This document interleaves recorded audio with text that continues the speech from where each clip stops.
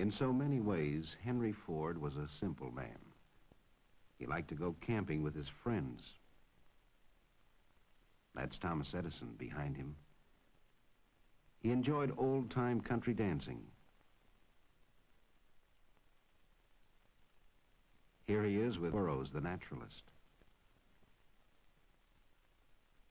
skating with his grandchildren. They plant a garden together, Henry Ford II and Benson.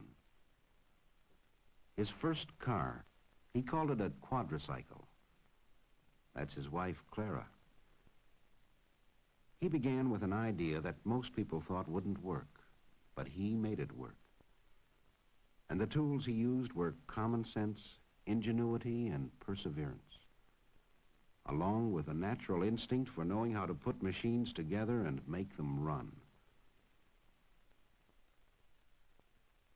He was born into a world of limited horizons, and though he left the farm that might have been his heritage, he never lost his love for the land and the everlasting cycle of seed time and harvest. What he accomplished helped men put the burden of work on machines and broke the barriers of space and time, of isolation and distance. His life was a paradox. While his mechanical genius helped to change forever the lives of people everywhere, he sought to preserve in some permanent form a record of the world around him and his ever-widening interest in it. He collected buildings the way others collect stamps and put them in a village where time stands still.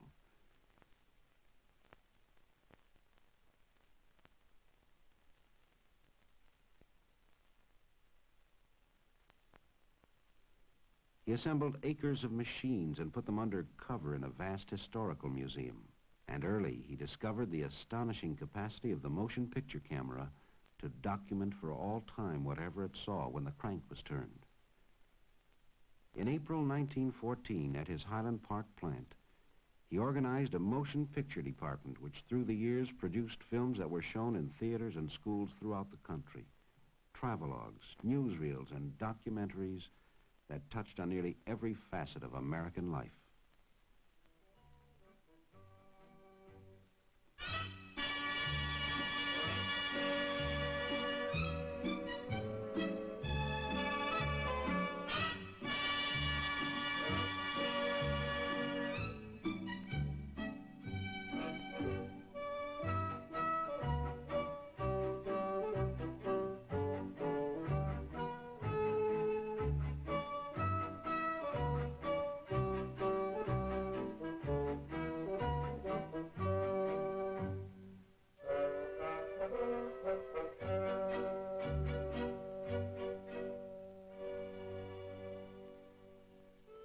This is the way the country looks in the years before the First World War. Rich, rolling, but often inaccessible. The man on the farm works as his forefathers have. It's a hard life for man and beast.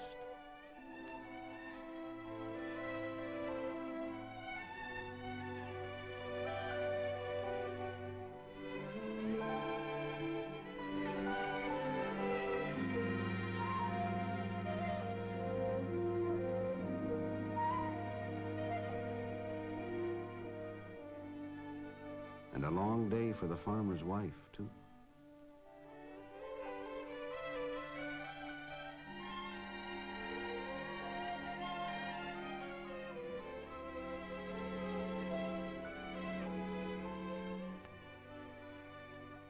Many a quiet evening at home, because there's no place to go and no light to read by. A man thinks twice before he goes to market on roads like this.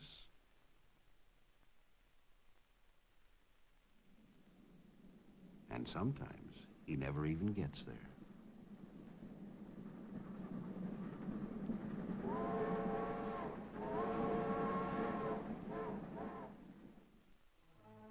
It's a long walk to school on a muddy road. More fun to go by sleigh in the winter.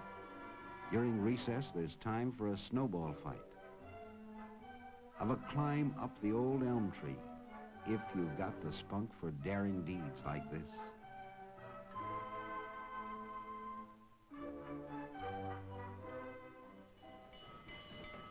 The one sure way to get someplace is on a train.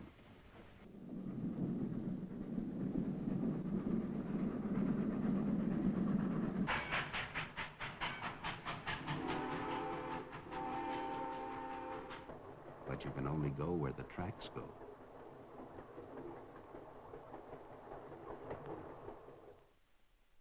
Life in the city moves at a slow pace. This is Pennsylvania Avenue in Washington. No trip to the Capitol is complete without a tour of the White House. President Wilson lives here now. The East Room, with its chandeliers and shiny floors.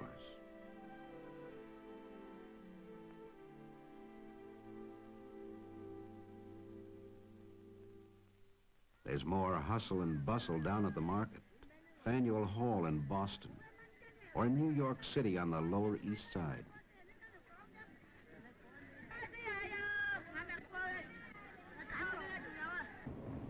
Always plenty to do and see in the big town. Ride the elevated train, all the way from the Battery far uptown.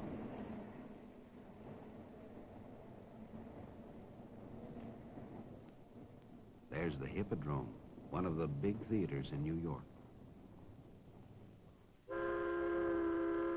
Another way to see the city is a boat ride around Manhattan Island. All aboard. Watch out.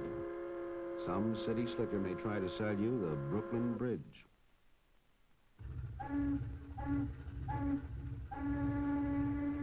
We're passing the Battery with its famous aquarium. There's a Navy cruiser at anchor.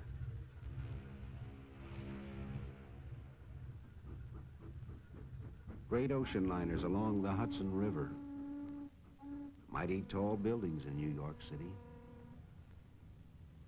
The Flatiron Building, shaped like a triangle, and the Woolworth Building, 60 stories high, tallest in the world.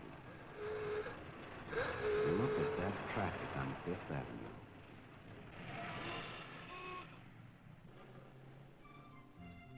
Kind of peaceful over on Riverside Drive. Grant's Tomb, always one of the favorite sights to see. Sunday in Central Park.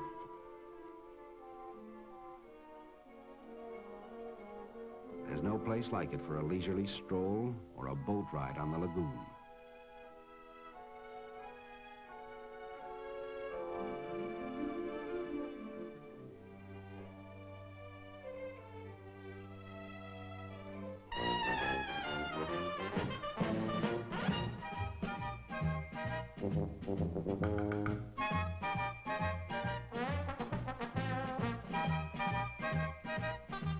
Thrills and spills at Coney Island.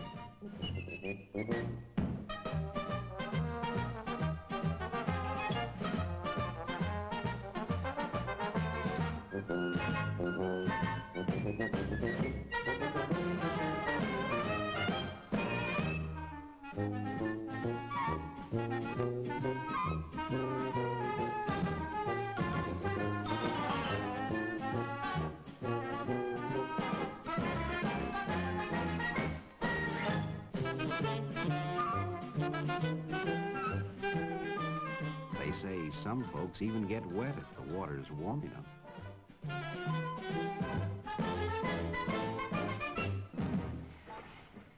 And where do we go on vacation once a year? Atlantic City, of course. No, that's not a real elephant. It's a hotel at the end of the boardwalk.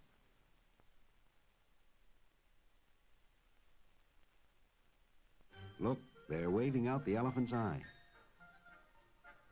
The Atlantic Ocean, and a few hardy acrobats. Most of the time, we'll stroll along the boardwalk or ride along in the rolling chairs.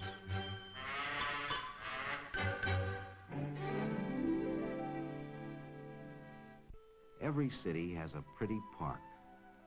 This is Belle Isle near Detroit, with lagoons for a quiet afternoon ride in a canoe, if you don't mind the crowds. Some like to dance, while others gather around the piano to listen. In the winter, the adventurous go ice skating. It's easy if you know how.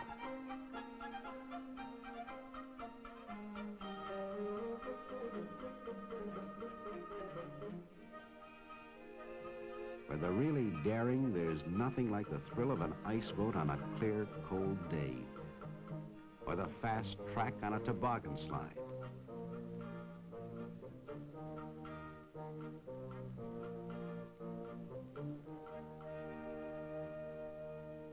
And there's plenty of speed at an auto race once they get going.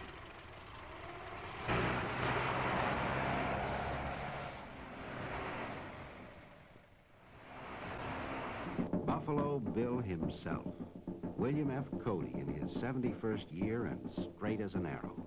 It's 1916, and he's out on tour with his circus again. Indian war dances and bucking broncos.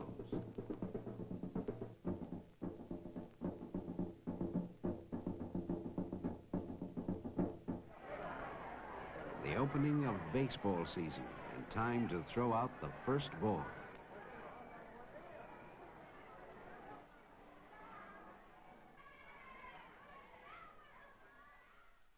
Snapshots of other people we know. John Burroughs, the naturalist, waves to admirers. Luther Burbank, an expert in horticulture. In his experiments, he's removed the spines from the cactus. Says it's good to eat, too. We'll take his word for it. Thomas Edison in San Francisco in 1915. He's out for a drive with his wife and Mr. and Mrs. Harvey Firestone. Joseph G. Cannon of Illinois, former Speaker of the House of Representatives. Will Rogers, America's favorite humorist.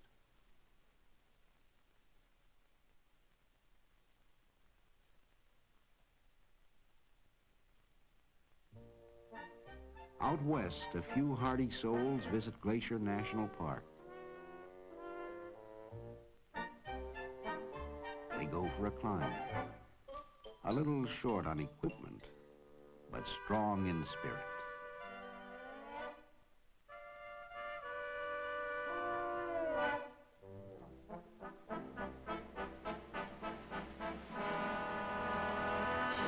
The view is worth the effort, so they say. Uh-oh, there goes Dad.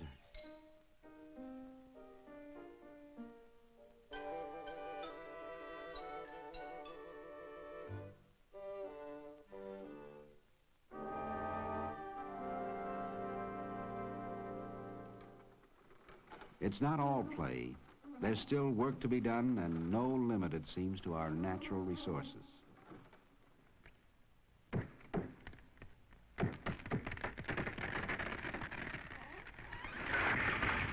The cameraman can't resist his little joke. You see a lot of women in the factories now. These girls are making footballs.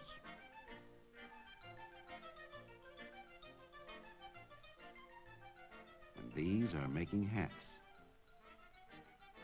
There is a difference. Down at the post office, they're teaching the girls to sort the mail. One thing they learn in a hurry, don't pick up too many at once. Too bad. Here's a clean place for women to work, and steady, too.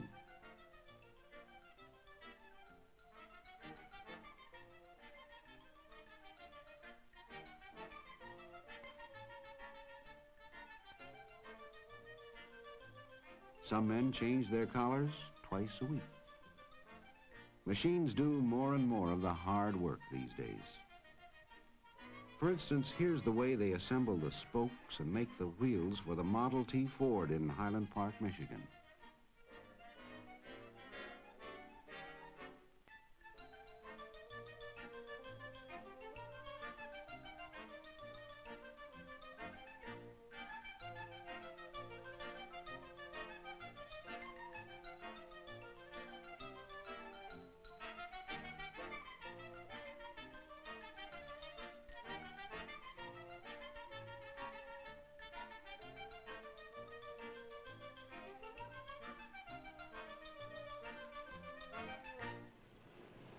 8-hour workday ends and the men go home, mostly by trolley.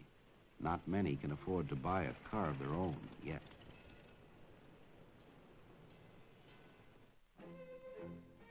These men went home long ago, when the war between the states ended. But the hardy survivors, both blue and gray, still meet together once a year to renew old acquaintance. It's 1917, and they're camped at Vicksburg, Mississippi.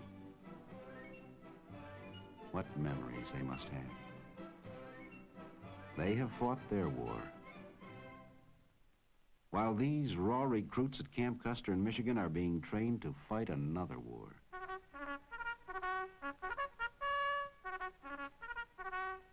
The call goes out and youth responds enthusiastically.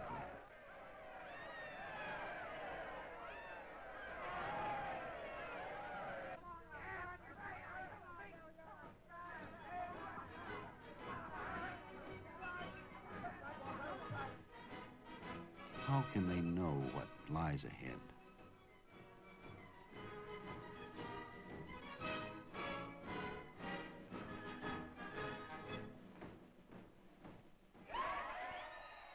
Just a year ago, we re-elected Woodrow Wilson as president. Now we're in a war we hope to avoid, but we're confident he'll lead us to victory. The mood of the nation changes. We talk about Liberty loans and Liberty cabbage. Food will win the war, and Uncle Sam needs you. Old heroes are popular again. Here's Theodore Roosevelt, surrounded by crowds wherever he goes. Everything's just bully. And there's a parade in every city and town.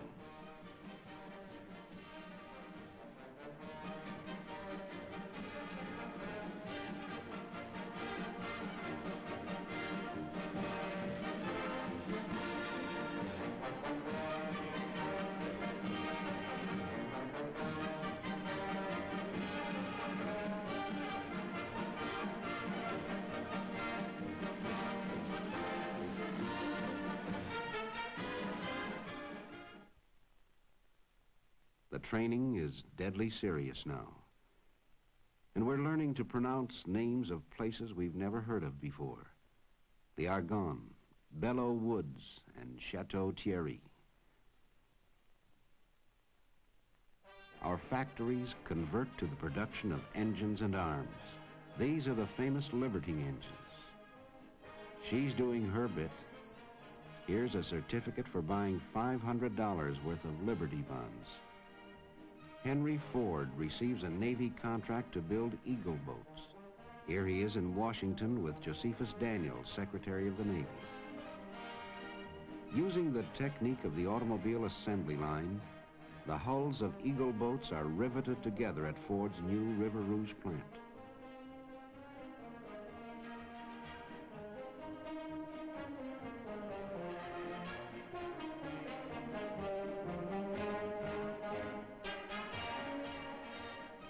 The launching of an Eagle boat. Sleek and fast, built for anti-submarine warfare. At Highland Park, Ford experiments with a small tank, powered by 2 Model T engines. Can it cross the trenches? Not every time. Well, back to the drawing board.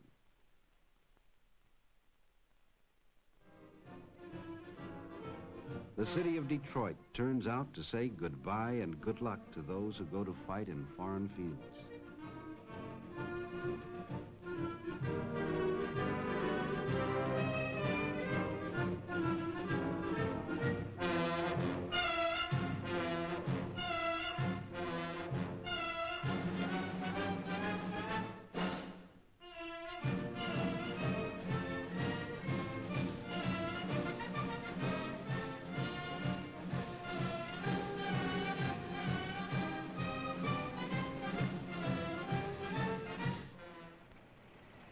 They don't give up on the small tank.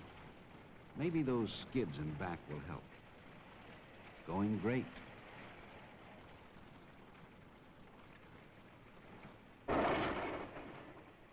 Too bad.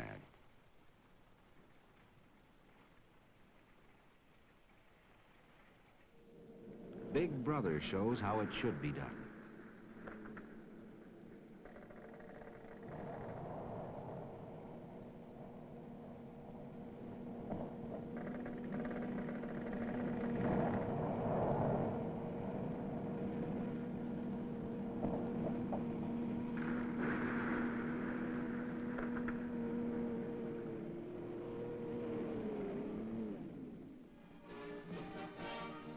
At Highland Park, the men turn out for a patriotic parade and rally.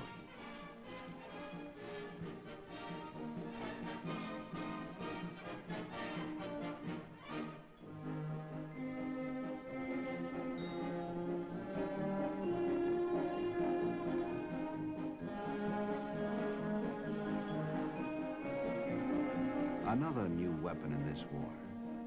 Not very effective as yet, but there's glory for the men who fly them. This is the first model of the Martin bomber.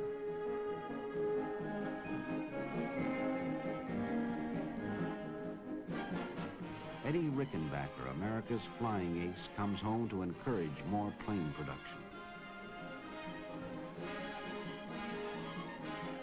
Here's how they manufacture Curtiss H-type flying boats.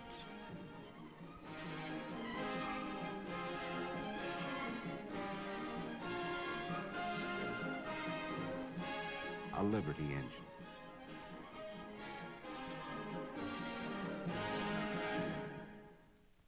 The faces of America at war. These are men working in the shipyard at Hog Island. The Red Cross girl, a familiar and friendly sight. Captain Kittle. He's worked at the Bureau of Engraving in Washington since 1864. Barracks life in an army camp.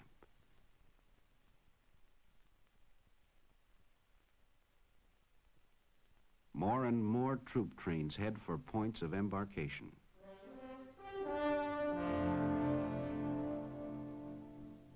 The last cup of coffee before we shove off.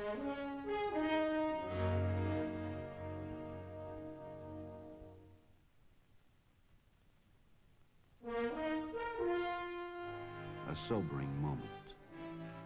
But we won't come back till it's over there.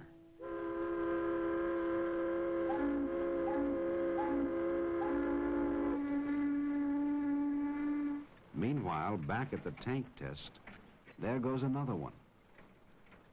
But soon the bugs are all ironed out and the government places an order for 15,000 tanks. Lord Northcliffe in Detroit, sent by King George to arrange for the shipment of Fordson tractors to Great Britain to speed up the production of food.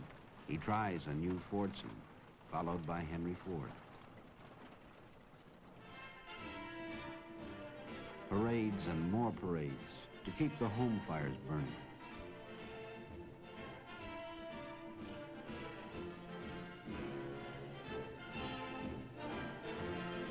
Now's the time to buy Liberty bonds so we can finish the job we've started. Keep buying them, mister. And then it's over. All over. And the world is safe for democracy.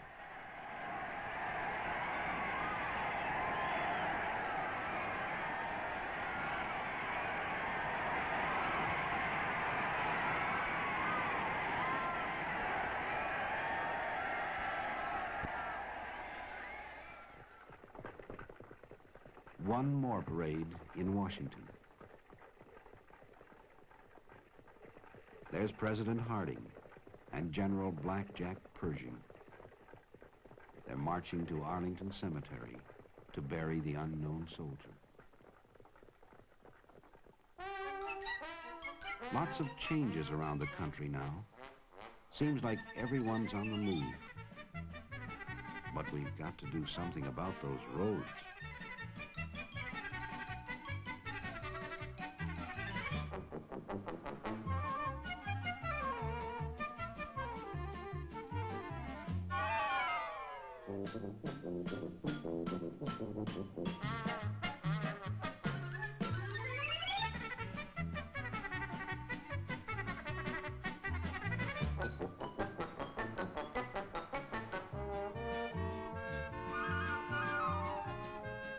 It takes forever to cross a river this way.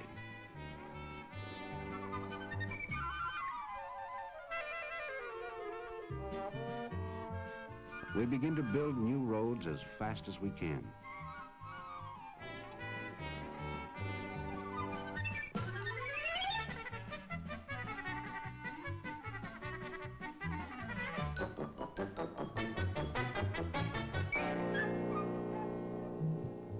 Mighty smooth riding now. There's one car that takes you anywhere you want to go, the Model T. Strong, sturdy, with a will of its own.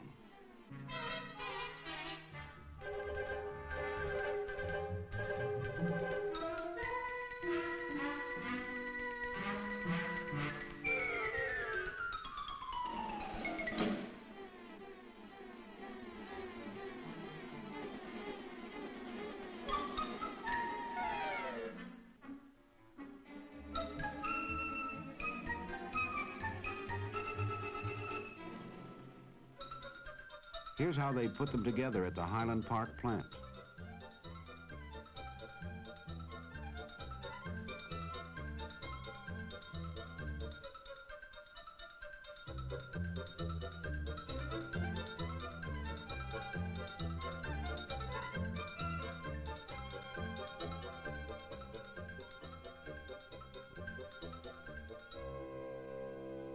A car comes off the end of the line every 10 seconds.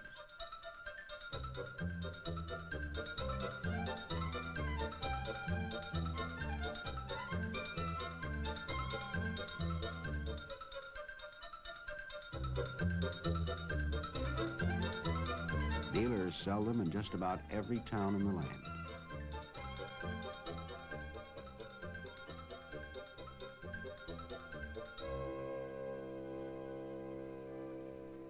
There's no end to what you can do when you own a car. No longer locked on the land, the farmer's wife can get away from the farm for a while and take the baby down the road for a visit. Trucks take over the job of moving produce to market.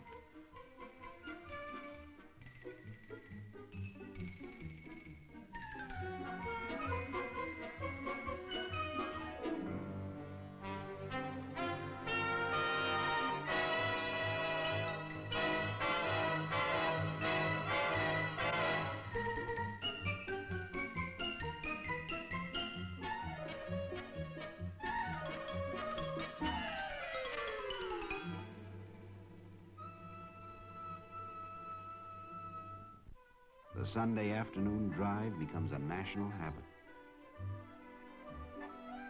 This is the Columbia River Highway out in Oregon, built in 1917.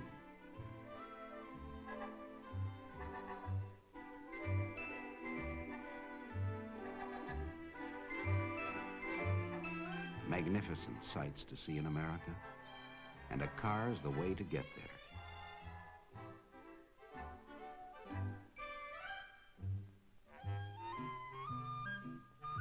Watch, that bear is hungry.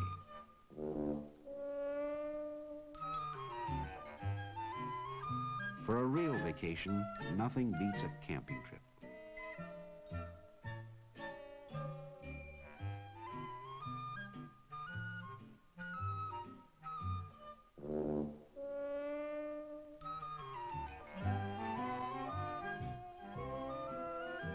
Picnics in the park or alongside the lake.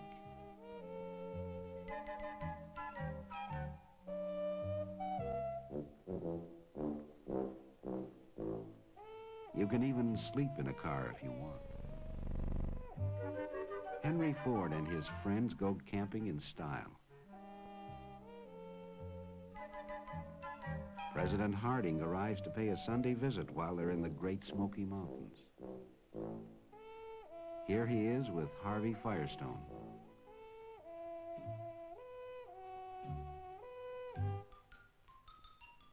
Ford chops wood for exercise.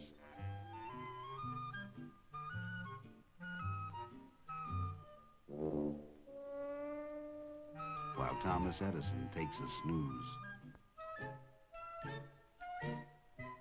Firestone offers some friendly advice.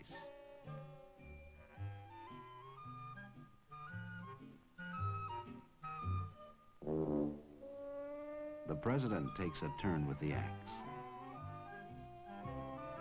Ford, Edison, and the president read the papers. One way to keep them down on the farm, buy a tractor. They're selling more every year.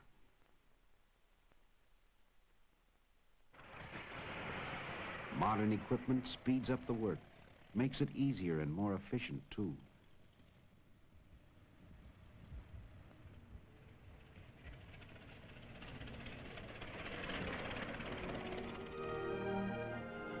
Now electricity does the chores for the farmer's wife.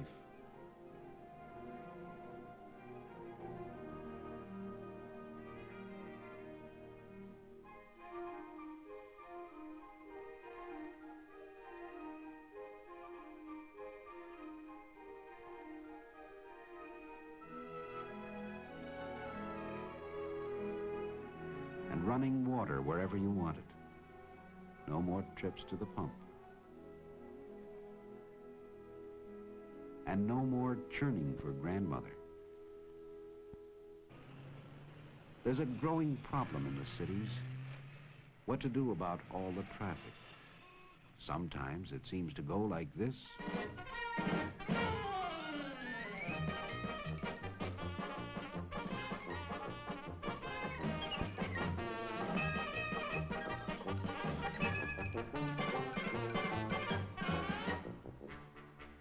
And there's a parking problem, even in small towns.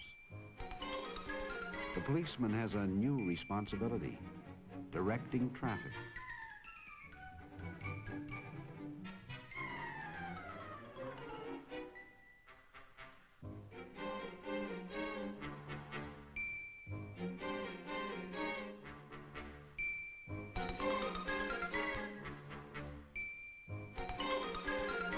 Steps are taken to dramatize the need for safer driving.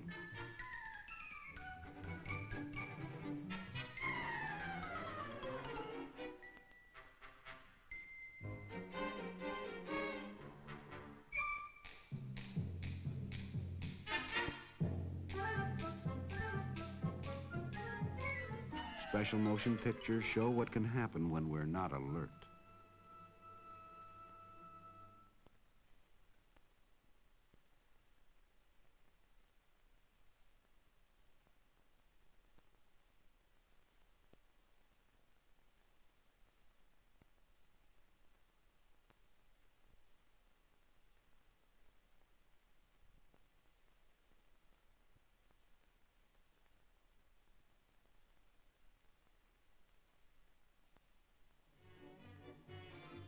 The age of the automobile changes nearly every aspect of American life.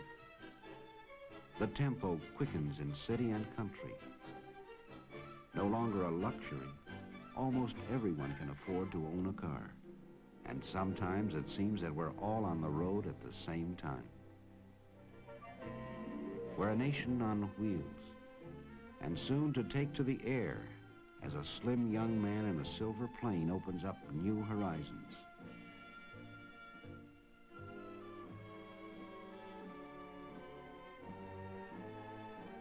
Here he is, Charles A. Lindbergh, landing at the Ford Airport.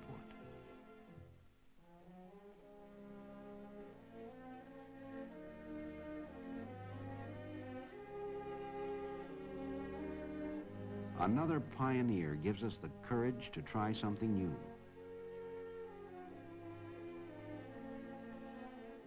In no time at all, there are scheduled flights to anywhere you want to go. The dimensions of time and space are further diminished. A new age begins, and we move forward with it. Yet as we go, we preserve the past to mirror the accomplishments of those who have shown us the way to the future.